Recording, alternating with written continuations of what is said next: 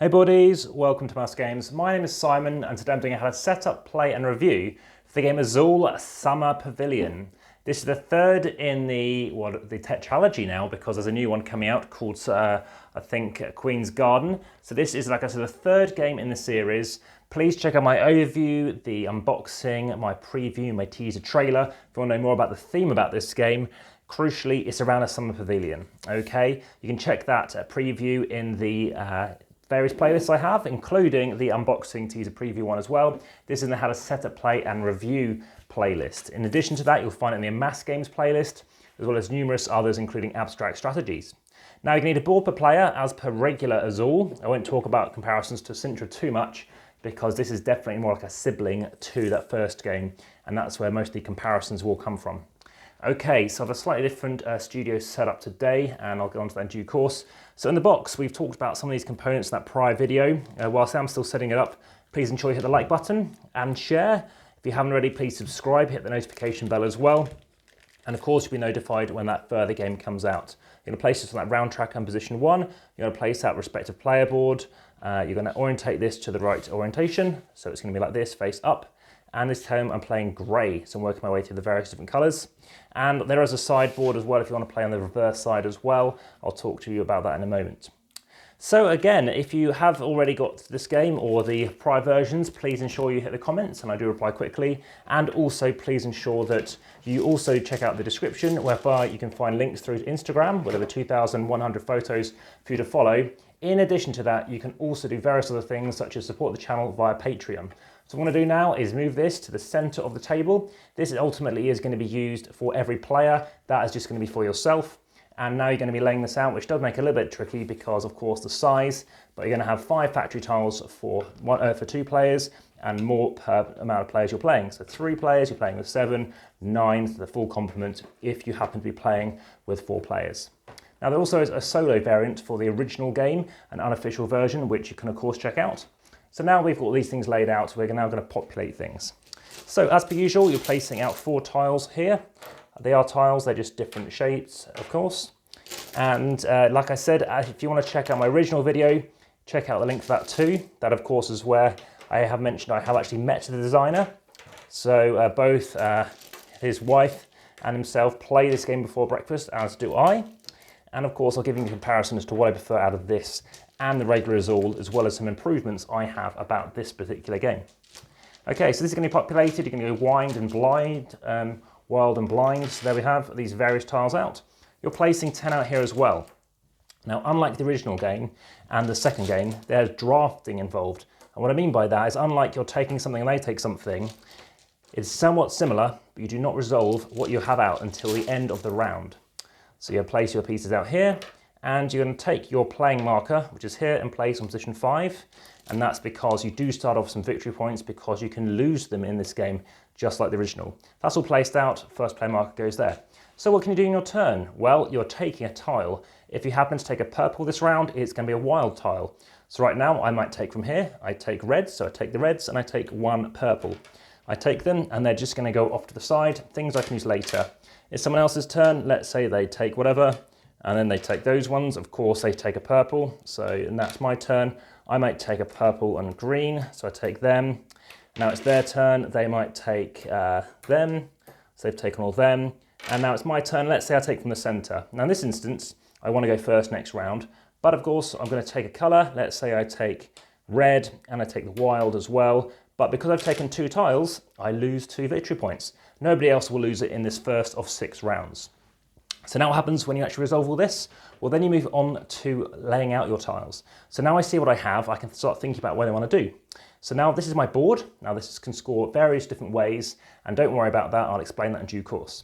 So I have got 2 reds, 3 reds, let's say, I've got 3 reds. I can place them out in the 1 position, the 2 position, 3, up to the 6 and the star. But if I want to place out a 1, then I'm just using up 1 tile. I could place all 3, but I place 1 in the 3 position, and I chuck these in the tower up here. Right now, let's just play a 1. I'll show you why. I score 1 victory point, so that goes there. I then place 1, 2, so 1 goes there, 1 goes up into the tower, and now I've scored 2 victory points, 1, 2, because there's 2, just like in regular Azul. I do the rest of them as well. I happen to place out, let's go straight for 3, so I chuck in 2 away, place one here, it just scores me 1 victory point. Now I do purple. Well, I could have gone wild, I could have used something else, but right now, let's just say I place it there for 1 point and there for 2 points, chucking that away. So that's 1, 1, 2.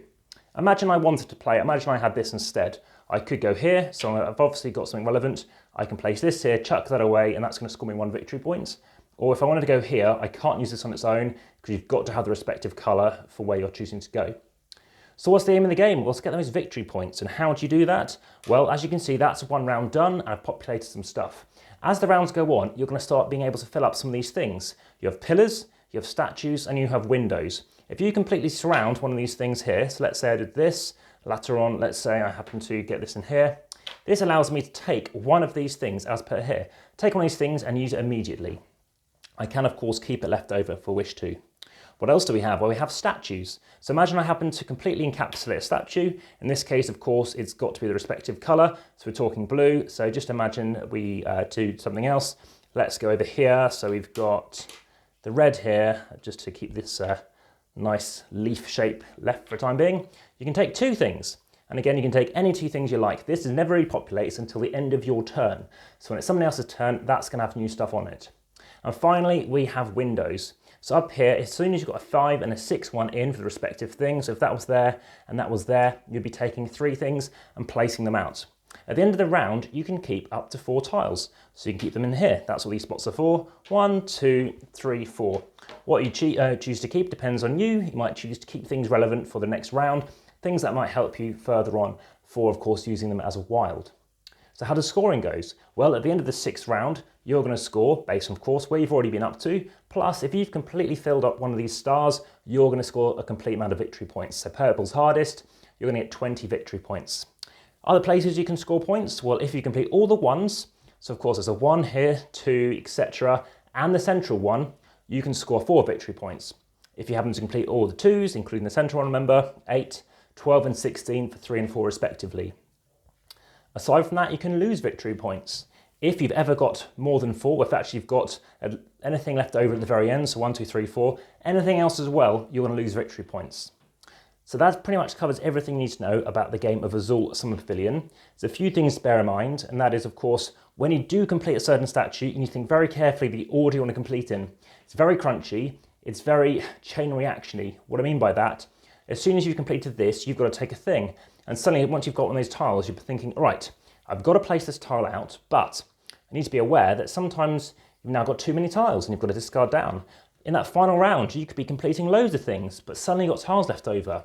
And if you can't use them, I've actually completely taken all 10 once in a final round, then that could be minus 10 victory points, because anything left over is worth minus points. So that's something to be aware of. You do need to reach that 80 marker. I have reached it, I've reached 100, so you can actually obviously put a tile on there to do that.